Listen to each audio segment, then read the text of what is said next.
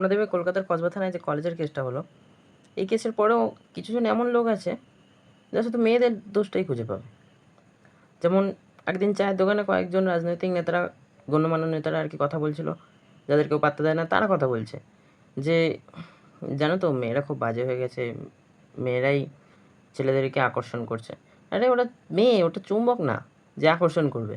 মানে আপনিও অন্য মেয়েদের দেখলে আকর্ষিত হন কেন? বাড়িতে বউ নেই? যান না, ওখানে যান না। আর সেকেন্ড কোয়েশ্চেন হচ্ছে এদের যে মেয়েরা কেন পড়াশোনা করে এত দূর?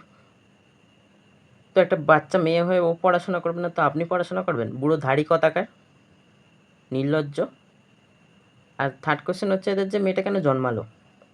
মানে এদের মধ্যে মেয়ে মানে অন্য জগৎ থেকে আসা একটা প্রাণী। পৃথিবীতে আসাই উচিত হয়নি, ভুল করে ল্যান্ডফল করে গেছে আর ওই কসবা থানার কলেজে ঢুকে পড়েছে।